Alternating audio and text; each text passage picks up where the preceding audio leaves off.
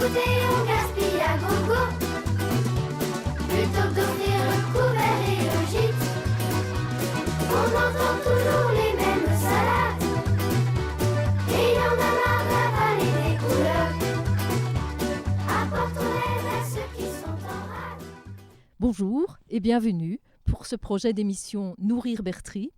C'est un projet où on va parler d'une notion qui est fort importante pour nous et qui va être d'un enjeu crucial d'ici quelques temps. Il s'agit de l'alimentation. Bon, nous sommes ici au magasin du Monde Oxfam de Bertry et nous remercions les bénévoles de nous y avoir accueillis. Je m'appelle Marianne Farinel et je vais animer cette émission avec Djibril Camara. Bonjour Fabien. Nous sommes tous les deux les coordinateurs du groupe CNCD 1111 de Bertry et nous sommes aussi des bénévoles au magasin du Monde Oxfam. En fait, nous nous posons des questions par rapport à notre responsabilité individuelle et collective et sur l'impact de nos choix au niveau de notre manière de nous nourrir. Impact au niveau environnemental, au niveau humain, au niveau mondial. Donc nous essayons de nous informer et donc de vous informer pour essayer d'être conscients des choix qu'il faut effectuer à ce sujet. Depuis le début du projet, nous travaillons avec le Centre culturel de Bertry, que nous remercions. Et pour cette émission, d'autres partenaires sont venus nous rejoindre, le plan de cohésion sociale, le cellier du Baudet et la monnaie locale. Aussi le magasin Oxfam de Bertry. Dans cette première émission, nous allons recevoir deux intervenants, Corinne Legros et Marie-Pascale Delogne, et nous allons visionner 3 vidéos pour nous permettre de cheminer dans notre réflexion. Alors, mettons tout de suite les pieds dans le plat. On vous propose une petite vidéo qui a été réalisée par le CNCD 1111 et qui vous est servie en guise de mise en bouche. Salut les cuistots, prêts à cuisiner facilement et sainement? Aujourd'hui, je vais vous révéler un vrai secret autour de ce fruit sous-coté qu'est la banane. Il faut qu'elle soit mûre, qu'elle sente le soleil et qu'elle ait le bon goût de l'exploitation des travailleurs. Délicieux. On a presque la saveur des pesticides avec lesquels les ouvriers sans protection se sont intoxiqués dans les champs. J'ai pas envie de ça, moi. Personne ne veut être complice malgré lui de violation des droits humains, simplement en consommant. Une solution existe, une loi sur le devoir de vigilance. Cette loi oblige les entreprises à faire respecter ces droits, y compris chez leurs sous-traitants. Exigez le devoir de vigilance sur devoirdevigilance.be.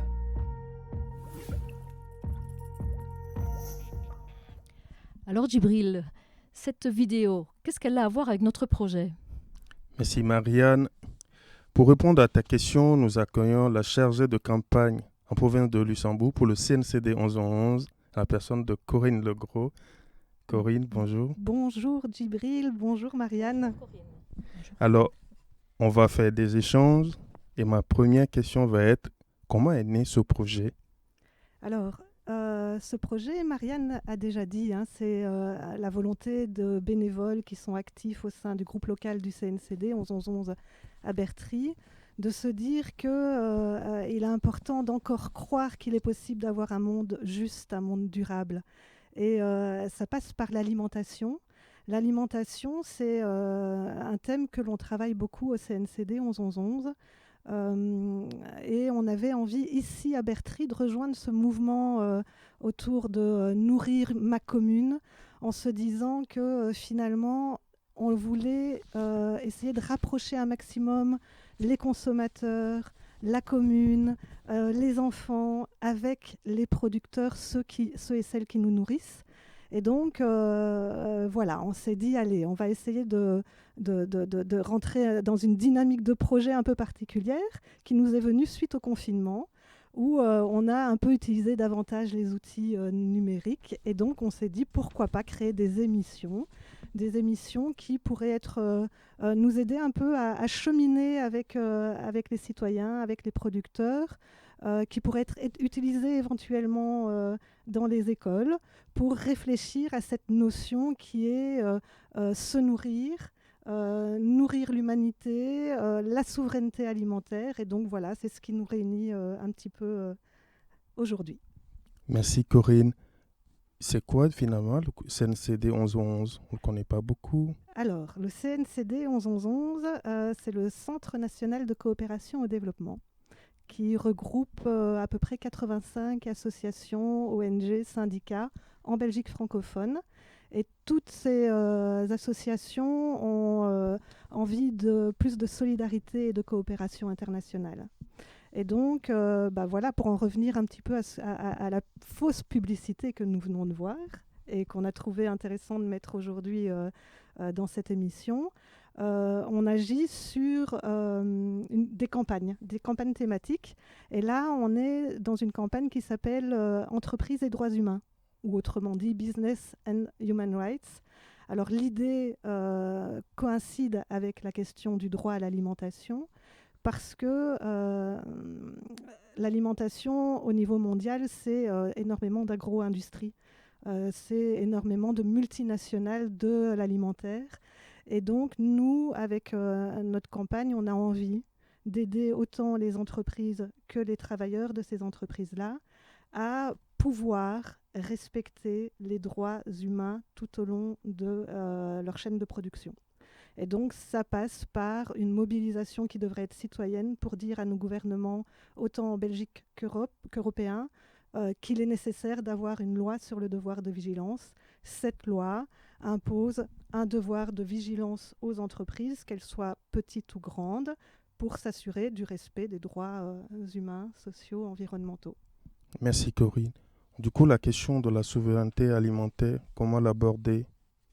En fait, la souveraineté alimentaire, ça semble être un concept assez philosophique, comme ça, souveraineté alimentaire, mais ça nous concerne vraiment toutes et tous parce que on mange, on se nourrit toutes et tous. Et donc la souveraineté alimentaire, c'est le droit des peuples à pouvoir se nourrir et à choisir son alimentation dans le respect de ses valeurs culturelles, par exemple, mais aussi dans le respect de la terre qui nous nourrit.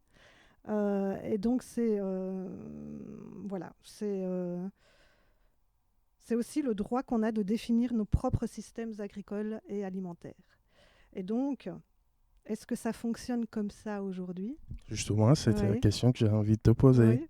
Est-ce que ça fonctionne comme ça? Est-ce qu'on est en situation de souveraineté alimentaire? Malheureusement, pas tout à fait, parce que la faim dans le monde ne fait qu'augmenter. Alors les chiffres, c'est plus de 800 millions de personnes qui souffrent encore de faim chronique, alors que la production alimentaire mondiale suffirait à nourrir tout le monde. Alors ça ne va pas en s'améliorant en plus, parce qu'on est en plein dérèglement climatique, parce qu'il y a des guerres qui nous préoccupent très fort aujourd'hui. Et donc, on n'est pas en situation du respect du droit à l'alimentation au niveau mondial. Qu'est-ce qui peut causer ça? Alors, des dérèglements climatiques, bien sûr, les guerres, mais aussi la pauvreté. La pauvreté, particulièrement en zone rurale, c'est ce qui cause la faim dans le monde. Alors, on est dans un système économique où on se rend compte que ce sont même les petits producteurs qui souffrent le plus de la faim dans le monde, parce qu'ils font face à une espèce de libre concurrence avec des entreprises de l'agro-industrie, qui finalement ne font pas forcément du bien à la planète, tant du point de vue environnemental que social. Et donc voilà, c'est un combat vraiment de tous les jours de se poser la question de la souveraineté alimentaire. L'autre phénomène qui dit qu'on n'est pas encore dans le respect du droit à l'alimentation, c'est par exemple la malbouffe. De plus en plus dans le monde, il y a des personnes qui souffrent de l'obésité parce qu'ils sont mal nourris avec des aliments qui ne sont pas forcément de qualité. Et donc c'est ça le concept de souveraineté alimentaire. Oui, ce concept, elle est international, mais quand on revient un peu dans un contexte local, je dis la Belgique par exemple, qu'en est-il exactement? En Belgique, je pense que la plupart des personnes qui vivent en Belgique peuvent se nourrir. Par contre, si on regarde sous le prisme de comment vivent les producteurs, ceux qui nous nourrissent, ceux qui nous nourrissent, ça veut dire des maraîchers, des éleveurs, des transformateurs, des paysans, des agriculteurs. On voit que ceux qui ont choisi de vivre en étant davantage respectueux de l'animal, de l'environnement, ont des problèmes quand même pour boucler leur fin de mois aussi, parce que le circuit court, qui pourtant a très très bien fonctionné en 2020 pendant l'année du confinement, est en train de se casser la figure partout en Belgique. Ça veut dire que les consommateurs sont en train de dire un peu au revoir au circuit court, alors que c'était eux qui étaient vraiment présents pendant le moment de confinement. Et donc, voilà, les consommateurs achètent de moins en moins en circuit court, ce qui rend de plus en plus difficile la vie pour les producteurs locaux. Et donc, ça, c'est une chose. Et puis, on se rend compte aussi qu'à petite échelle, quand un jeune maraîcher, un jeune producteur veut s'installer, eh ben, il est face à une difficulté d'accès à la terre aussi. La question de l'accaparement des terres n'est pas qu'une problématique que l'on peut penser être celle des paysans sans terre du Brésil ou bien ailleurs dans le monde. Non, ici en Belgique aussi, en province de Luxembourg, il est de plus en plus difficile pour quelqu'un qui veut se lancer dans une production à échelle familiale, que ce soit en agroécologie, agroforesterie, parce que les terres sont devenues totalement impayables ou alors sont réservées à des projets immobiliers. Et donc, cette question de la souveraineté alimentaire du point de vue du soutien que l'on devrait toutes et tous avoir vis-à-vis de celles et ceux qui nous nourrissent, elle est assez défaillante ici aussi en Belgique. Tout à fait. Est-ce qu'on peut apporter un peu plus de lumière sur la notion du cycle court ? Le circuit court, c'est ça qui est intéressant, hein, autant dans le commerce équitable que dans le commerce local, c'est le fait qu'il y ait une relation beaucoup plus forte entre le consommateur et le producteur, avec dans la chaîne de production l'envie que ça soit de plus en plus raccourci, notamment dans ce qui concerne la transformation, le transport. Et donc c'est ça, c'est vraiment le lien entre le consommateur et le producteur afin de s'assurer qu'il y ait un revenu équitable, un prix juste qui soit défini par rapport à un produit. Et donc, le circuit court, on peut dire que c'est un peu à l'opposé du circuit des grandes distributions qui sont pour beaucoup, en tout cas on voit beaucoup dans les grandes distributions, énormément de produits issus de grosses industries agroalimentaires dont on ne connaît plus ni l'origine et dont on ne sait même plus tracer le produit. Et on n'est même pas sûr que le travailleur reçoive un prix décent, un prix juste par rapport à ce qu'on achète nous ici. Un tout grand merci Corinne pour s'être prêtée à notre jeu de questions et réponses. Marianne, maintenant qu'on en sait un peu plus sur le projet, qu'est-ce qu'on a au menu du jour ? Aujourd'hui, nous allons présenter des possibilités de consommer, mais de manière responsable. Et donc, nous allons aborder d'abord le concept du commerce équitable, et puis après, nous reviendrons sur un aspect plus local. On a dit tout à l'heure qu'on était dans le magasin du monde Oxfam. Ce n'est pas anodin. Le choix a été fait quand même exprès, puisque Oxfam est quand même un des pionniers en matière de commerce équitable. Maintenant, acheter des produits équitables, ça se fait à Oxfam, mais ça se fait aussi en dehors d'Oxfam. La preuve avec le reportage que vous allez voir maintenant et qui va vous donner des informations sur un commerçant de la commune de Bièvre et sur les choix qu'il a opérés pour son commerce. Bonjour. Eh bien, je vais vous demander de vous présenter. Bonjour, je m'appelle Miguel Arnould.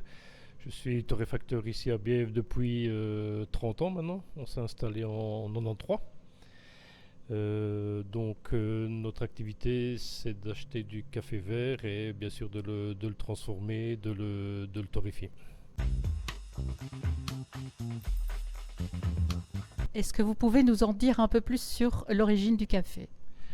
On travaille plus ou moins 15 origines de café différentes de partout dans le monde, aussi bien en Amérique centrale, Amérique du Sud essentiellement, Afrique aussi, avec l'Éthiopie, avec le Kenya, avec le Burundi, et aussi en Indonésie, donc Java, Nouvelle-Guinée, etc. Donc notre principale source de café, donc bien sûr, ce sont des cafés d'altitude. On recherche surtout des cafés au-delà de 1200-1500 mètres. Pourquoi? Parce que c'est là qu'on va trouver donc, la meilleure qualité. On a des plus petits cafés, mais beaucoup plus riches en arômes, plus denses, plus aromatiques. Donc on base notre travail essentiellement sur cette sorte de café.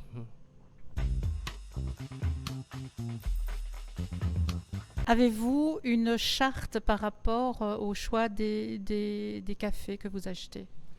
Oui, bien sûr, on se veut depuis de nombreuses années d'être équitable sur tous nos cafés, absolument tout. Donc on est 100% équitable de deux manières. D'une manière directe avec notre projet du Guatemala ici. Donc ça vient d'une coopérative du côté de Esquipulas au Guatemala. Donc là pour le moment on fait 2-3 containers par an. Donc là en provenance directe de cette région avec différentes qualités bien sûr. Donc ça c'est un projet qu'on développe avec Dimitri qui a été travaillé là-bas, qui est revenu et pour développer donc cette activité de vente ici en Belgique. Donc on est plusieurs à travailler sur ce projet, on est en association, donc c'est un beau projet bien structuré, bien fiable. Donc c'est vraiment une fierté de travailler ce café que j'utilise pour moi mais que je torréfie aussi pour des autres. Donc ça c'est la manière directe. Et tous les autres cafés, on est également équitable de par le fait que quand on paye le café vert, on verse une prime supplémentaire par rapport à ce prix de café vert. Et cette prime, qui est de 25 centimes d'euros par kilo, est reversée à une fondation. Une fondation qui est chapeautée par la Fondation Roi Baudouin. Donc quelque chose de vraiment de très clean, de très sûr. Et cette fondation, elle a pour objectif d'aider tous les paysans, d'aider aussi les écoles, les hôpitaux, etc. dans les différents pays, que ce soit en Colombie, que ce soit au Salvador, dans tous ces pays, d'Amérique centrale ou d'Afrique. Donc le but c'est vraiment d'aider toutes les familles là-bas sur place d'une manière ou d'une autre. Et je pense aussi que vous faites autre chose que de la torréfaction. En effet, on a une boutique ici à Bief où essentiellement donc on vend du café, mais on a aussi une autre activité de négoce de vin. Donc ça c'est quelque chose qu'on fait depuis 20 ans. Et mon épouse a complété tout ça par tout ce qui est produits du terroir, donc produits régionaux, aussi bien en épicerie, en confiture, en vin de fruits, en tabac de la semoie, enfin voilà, plein de produits de la région qu'on essaye de mettre en valeur aussi, parce que ça s'inscrit dans le cadre de notre café. Et alors on a aussi un petit coin déco, donc voilà. Et on a installé dans notre nouveau magasin ici depuis 1 an. Donc c'est encore un pas supplémentaire depuis 1 an. Eh bien bonjour. Bonjour. On vient d'aller rencontrer votre mari, mais je vais vous demander aussi de vous présenter et de présenter votre activité. Donc je suis l'épouse de Miguel, je m'appelle Patricia et je travaille chez Cafermi depuis presque 30 ans maintenant. Et on privilégie les produits du terroir, les produits régionaux et les produits belges dans le magasin. Comme vous pouvez le voir ici derrière, tous les produits qui sont ici derrière sont des produits de la région, des produits locaux, artisanaux. Est-ce que vous pouvez parler un petit peu de vos fournisseurs et de nous dire si vous avez une charte? Donc nos fournisseurs, c'est un peu au fur et à mesure aussi qu'on les rencontre en voyageant, en allant à des foires. Mais ici derrière, on a déjà des produits du village avec les confitures de saveur de fruits, les produits de Philippe de Vos avec les foie gras, les sigogi ici de Ciné, c'est un chocolatier engagé aussi, produit équitable aussi. Les thés Beïcha ici, c'est aussi des thés belges. Le monsieur importe tous ces produits et les assemble lui-même. Les farines de Vin Simon, donc c'est assez local, c'est tout près. La ferme du Baroteux, c'est aussi tout ce qui est pâtes artisanales bio. Les biscuits namurois, on est un petit peu plus loin en biscuits alors là. Des miels de la région, des bières de la région, voilà. Quel est votre choix de travailler avec des producteurs locaux? parce que je n'ai pas envie d'avoir un magasin comme tout le monde. Je n'ai pas envie non plus d'avoir les mêmes choses qu'on voit partout. Et je trouve qu'on a des bonnes choses près de chez nous, en Belgique, et qu'on doit les privilégier. Voilà. Alors voilà pour ce reportage sur Cafermi. Et pour nous parler du concept du commerce équitable, Djibril, nous accueillons Marie-Pascale Delogne. Est-ce que tu veux bien nous la présenter?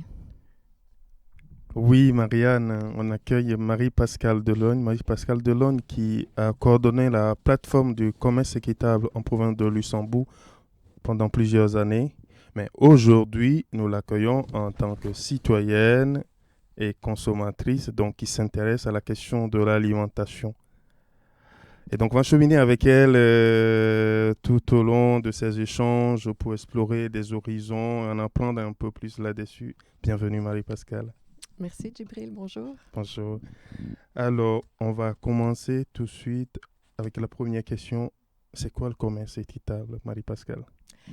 Vaste question, mais voilà. Donc le commerce équitable, en fait, c'est un système d'échange qui permet plus d'équité dans le commerce mondial et qui offre aux petits producteurs défavorisés, principalement dans les pays du Sud, d'avoir un salaire et une vie décente et de pouvoir répondre aux besoins de base comme se nourrir, pouvoir accéder aux soins de santé, pouvoir envoyer leurs enfants à l'école.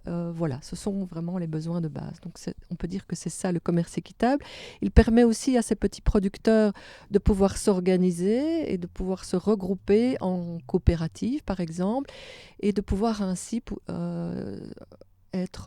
pouvoir aller sur le marché mondial et vendre leurs produits. Si on parle du commerce équitable, ce qui est un commerce conventionnel qui est à côté, comment est-on arrivé au commerce équitable et pourquoi? Voilà. Je m'interroge. Donc, tout à fait. En fait, le commerce devrait être équitable, mais malheureusement, il ne l'est pas parce que les règles du commerce mondial sont tout à fait injustes, parce qu'il met en concurrence des producteurs qui ont des capacités tout à fait inégales. Par exemple, une multinationale face à un petit producteur dont je parlais dans les pays du Sud, comment un petit producteur peut-il être en concurrence avec une grosse multinationale? C'est impossible. Et donc, le commerce équitable est venu pour soutenir ces petits producteurs et leur proposer quelque part un système de commerce un peu alternatif, on peut dire, et qui n'est pas du tout la norme. Alors au départ, le commerce équitable est né autour de la notion en anglais « fair not aid », ce qui veut dire le commerce, trade not aid, donc le commerce, pas la charité en français, parce qu'on estimait que plutôt que d'envoyer de l'argent dans les pays du Sud, eh bien, c'était bien mieux de former les producteurs, de les aider à se développer pour qu'ils puissent vivre de leur travail de manière décente. Oui, dans tes explications, je sens quand même qu'il y a une notion de justice qui est derrière ce commerce équitable. Il a des principes. Est-ce que tu peux nous en énumérer quelques-uns? Oui, tout à fait, bien sûr. L'équité, la justice, c'est un des principaux. Alors, il y a des critères économiques. Donc, on l'a dit, un prix juste pour le produit qui est produit par les producteurs, un salaire décent, mais aussi des préfinancements, c'est-à-dire que le producteur, quand il démarre, il n'a pas forcément l'argent pour se lancer, donc on préfinance la production. Il y a aussi une prime de développement, on en a parlé, je pense, tout à l'heure, et puis il y a aussi une relation commerciale dans la durée, c'est-à-dire que le producteur est rassuré de pouvoir écouler sa marchandise pendant plusieurs années. Alors, il y a aussi des critères sociaux, c'est-à-dire que le travailleur doit avoir un travail décent, dans des conditions décentes. Il y a aussi une égalité entre les hommes et les femmes. Il n'y a pas de travail des enfants.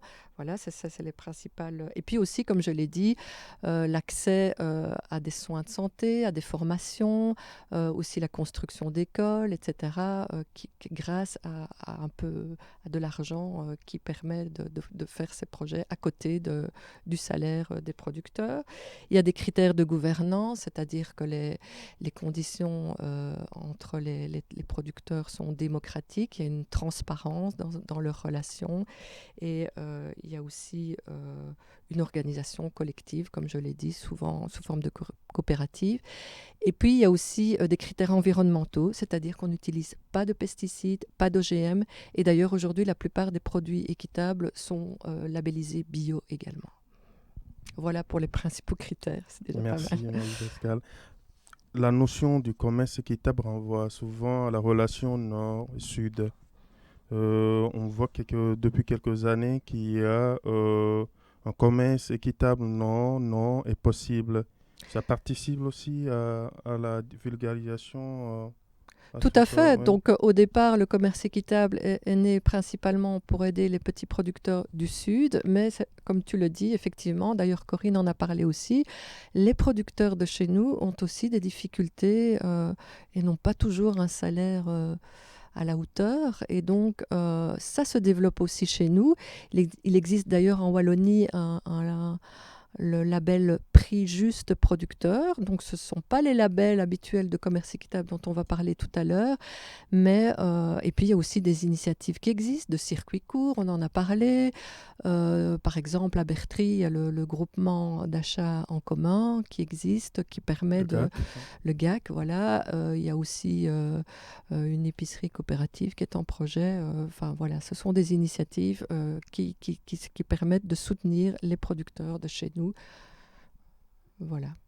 Oui, on va aborder maintenant la question du prix. Parce que là, ça fait un peu... Et très souvent, quand on renvoie à la notion du commerce équitable, on dit « Oh là, c'est cher, c'est bien, mais j'ai pas les moyens. Oui. Alors évidemment, d'abord, je voudrais quand même rectifier que maintenant, certains produits équitables ne sont pas plus chers que des produits du commerce conventionnel. Par exemple, les bananes, il suffit d'aller dans un supermarché, de comparer, ne sont pas plus chères. En tout cas, ce n'est pas plus cher qu'un produit de marque. Évidemment, c'est plus cher qu'un produit discount, mais c'est pas plus cher qu'un produit de marque. Certains cafés aussi. Alors pourquoi les produits du commerce équitable sont plus chers? Comme on l'a dit, si on veut payer un prix décent, un prix juste aux producteurs, forcément on doit un petit peu élever les prix. Il faut savoir qu'aujourd'hui, les producteurs dans le commerce traditionnel on leur propose un prix qui ne permet même pas de couvrir leurs frais et donc et de vivre décemment. Voilà, alors je ne sais plus, je voulais encore dire autre chose, mais... Oui, aussi, il faut savoir que la part consacrée au budget de l'alimentation dans les familles baisse d'année en année. Et donc, je pense qu'il faut reconsidérer ça et que maintenant, il y a tellement de choses pour consommer. Maintenant, on veut acheter une grande télé, un nouveau smartphone, on veut voyager, etc. Et donc, on consacre de moins en moins d'argent de budget à son alimentation. Or, je pense que vraiment, l'alimentation, c'est la base. Et donc, peut-être que l'on doit un petit peu relever ce budget, non seulement pour se nourrir correctement, mais aussi pour pouvoir payer les producteurs de manière correcte et décente. Oui, je reste toujours dans mon costume stéréotype, cliché, et je pose la question, commerce équitable, c'est juste café, cacao et jus, pas plus. Alors non, oui, évidemment, ça ce sont les produits phares. Il y a aussi la banane, on l'a vu dans le reportage. Mais il y a aujourd'hui plus de 2000 produits équitables. Il y a bien sûr tous les produits alimentaires, mais il y a aussi le riz, les épices, l'huile. Enfin, il suffit de venir dans un magasin Oxfam et de voir les étalages pour se rendre compte de la diversité des produits. Et puis, il n'y a pas que l'alimentation. Il y a aussi maintenant des vêtements équitables. Il y a un smartphone équitable, le Fairphone.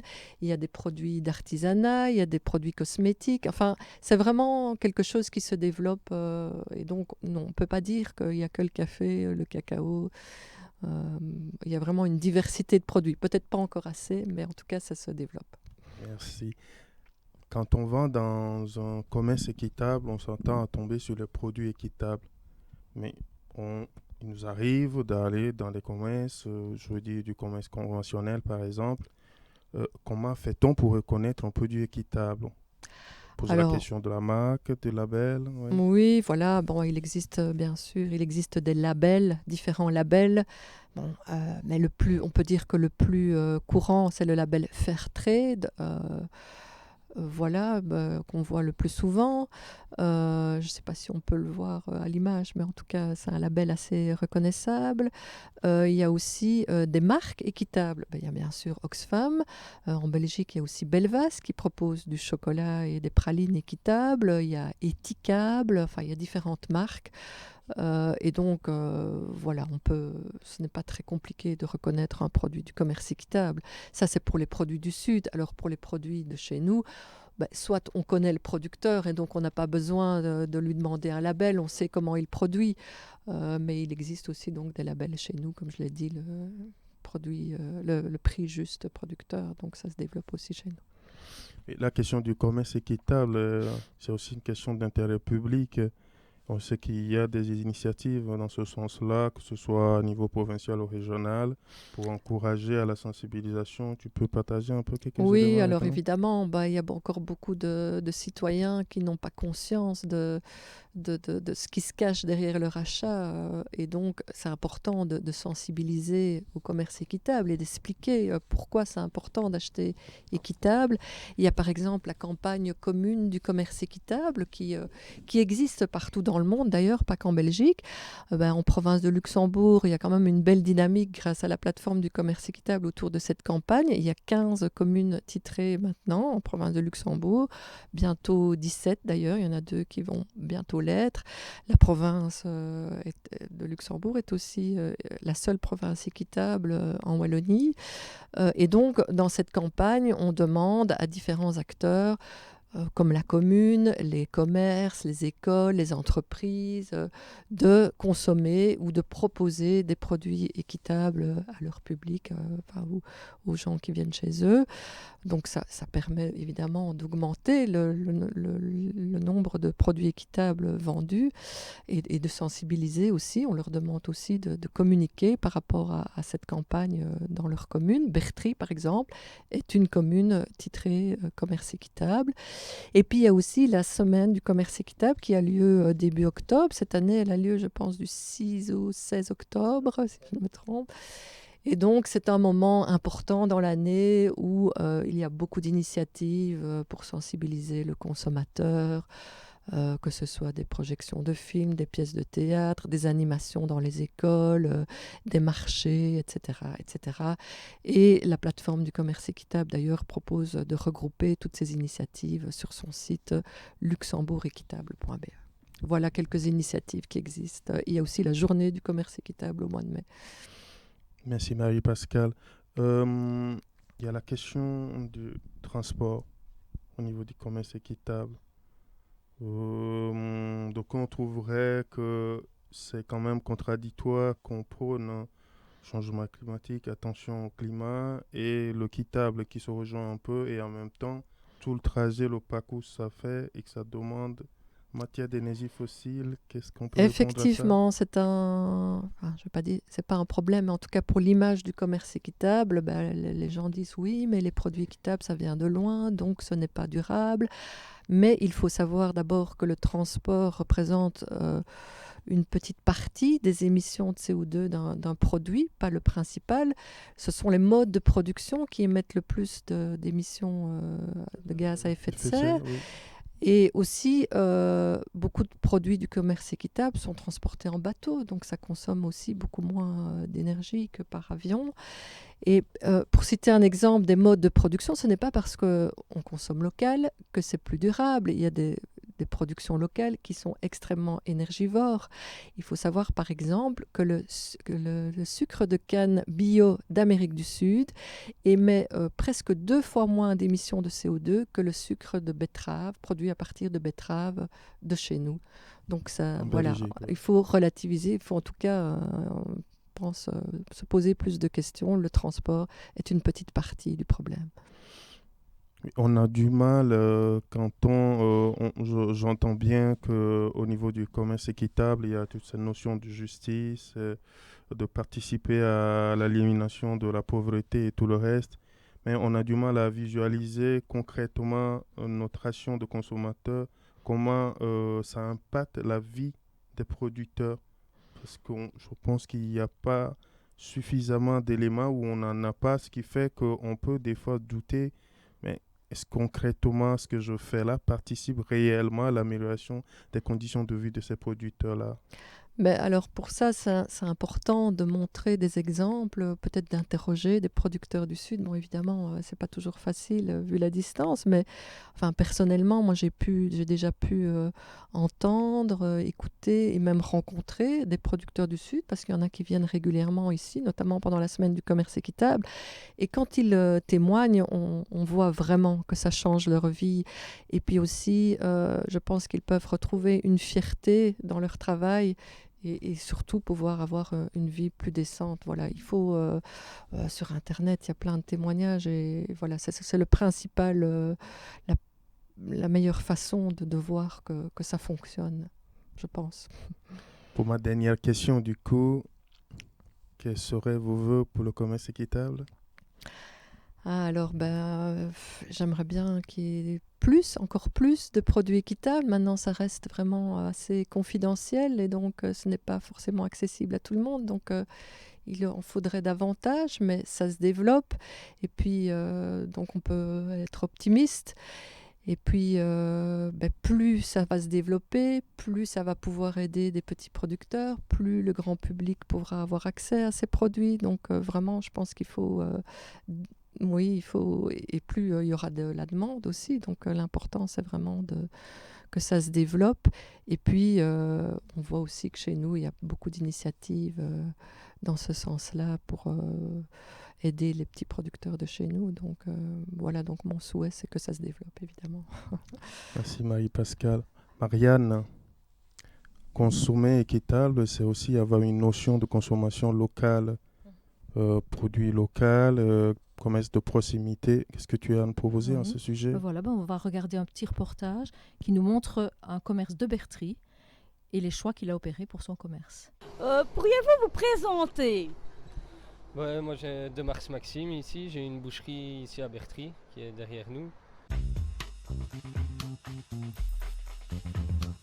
La viande que vous vendez, d'où provient-elle? Principalement, je travaille avec une coopérative ici qui est dans le méridional, le régional ici, qui est Cofarm principalement, et qui reprend plusieurs éleveurs de la région pour le bœuf. Et pour le porc, je travaille avec Porc Qualité Ardennes, qui est pareil, une coopérative qui travaille avec les fermiers ardennais. Et, on essaye de suivre le local. Et la volaille, on n'en a pas énormément dans la région, mais il y en a un ici à Noirfontaine, un jeune qui s'est lancé. Voilà, je travaille avec lui aussi. Donc on essaye le local à tout prix.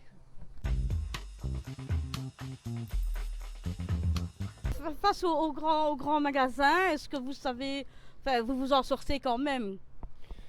Oui, on s'en sort, on va pas se plaindre du tout. Maintenant, les grandes surfaces, des fois, ils ont une publicité que nous, on n'a pas. Maintenant, ils ne sont pas moins chers que nous, ça je tiens à me défendre. Ils ont un produit qui sort toutes les semaines, que ça, c'est imbattable pour nous. Mais dans le restant de leur assortiment, on est même souvent des fois moins cher qu'eux. Et ça, les gens ne sont pas habitués à ça. Ils pensent toujours grande surface moins cher. Alors oui, leur produit en promo, il est forcément moins cher que toute concurrence. Mais tout le reste du comptoir, on peut le comparer, quoi. Et alors, je pense qu'ils travaillent aussi bien que nous, hein, c'est pas une question, mais différemment, quoi. Oui, puis c'est nettement plus frais dans les boucheries comme ceci. Ça arrive tous les jours, la viande. Oui, bien sûr. Et puis voilà, on essaye le local, que forcément une grande surface a plus de difficultés parce que ils ont le pouvoir d'achat qui vont beaucoup plus loin et ainsi de suite, quoi. Ils ont des débits qui sont hautes que nous, donc ils ne savent pas faire comme nous on fait.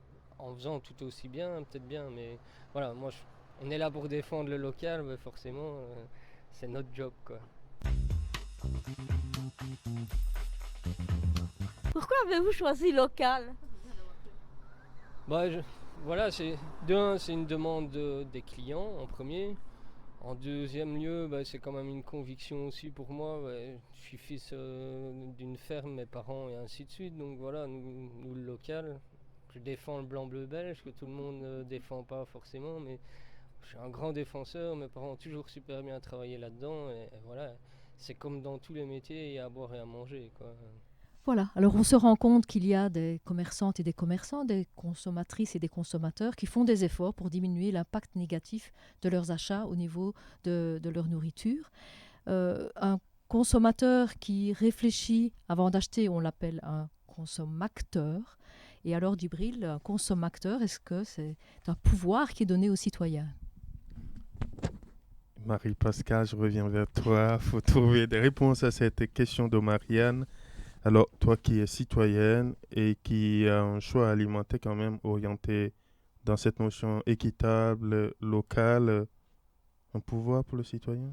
Je pense que vous avez déjà apporté la réponse. Oui, évidemment, je pense que le citoyen, le consommateur a un pouvoir, puisque, comme l'a dit d'ailleurs le boucher de Mars dans son reportage, quand on lui pose la question pourquoi du local, il a quand même dit parce que le consommateur en veut. Donc, si le consommateur achètent de plus en plus de produits durables, équitables, eh bien, les magasins, même les grandes surfaces vont en proposer de plus en plus. Et donc, on a un réel pouvoir. Les commerçants s'adaptent à la demande. Et on le voit d'ailleurs, de plus en plus de produits équitables, bio, locaux, durables sont proposés dans les magasins. Donc c'est bien la preuve qu'on a un pouvoir, et c'est vraiment un pouvoir politique, je pense, mais il faut peut-être davantage sensibiliser, expliquer, parce que comme je l'ai dit, le consommateur n'est pas toujours conscient que derrière le produit qu'il achète, eh bien, il n'y a pas toujours de respect du travailleur, il n'y a pas toujours le respect du producteur ni de l'environnement. Donc c'est important d'expliquer, et une émission comme vous faites aujourd'hui, eh bien, c'est vraiment important.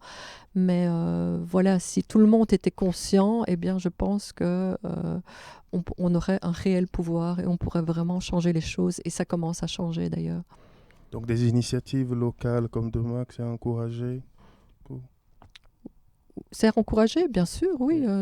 Voilà, maintenant, comme je dis, bon, local, c'est pas forcément durable, mais bon, ça va dans le bon sens de toute façon. Merci Marie-Pascale d'avoir répondu à nos questions. Mais de rien. Oui. Nous arrivons, chers amis, très à la fin de notre émission, notre première émission, et nous avons abordé la question de se nourrir. Cette question renvoie à la notion de qui produit, comment il produit, dans quelles conditions, respecte-t-il les droits humains, le travail est-il décent, a-t-il le prix juste? Et puis d'un autre côté, il y a le consommateur qui fait un choix par rapport à ses valeurs. Et ces choix-là permettent à des gens de vivre décemment, d'améliorer leurs conditions de vie et d'existence. Entre les deux, on a le transformateur et le distributeur. Nous cherchons, nous, à amoindrir les effets néfastes sur l'environnement. Nous cherchons à nous informer, à nous poser des questions, à pousser la réflexion le plus loin possible pour faire le meilleur choix possible dans nos consommations. Nous sommes contents de partager ce moment avec vous et nous allons poursuivre nos émissions. Le prochain sera sur les métiers de la terre. Vous retrouverez au générique de fin toutes les adresses et tous les éléments pour nous contacter si jamais vous êtes intéressé par notre initiative. Et il y a le projet et tout ce qui est en visuel, qui est en libre, on peut l'utiliser librement. C'est libre de droit, tout à fait. Et donc, nous vous donnons rendez-vous très prochainement pour notre prochain numéro. Merci à vous, prenez soin de vous et à très bientôt.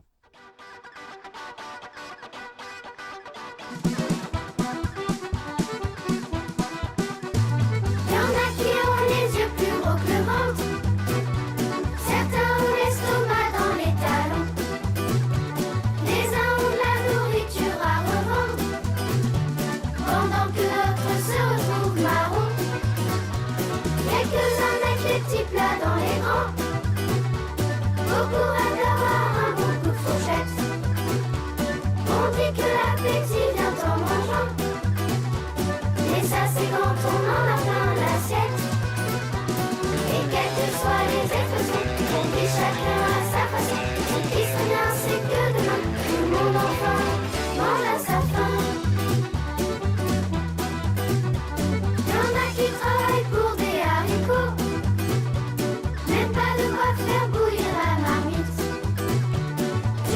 goûter au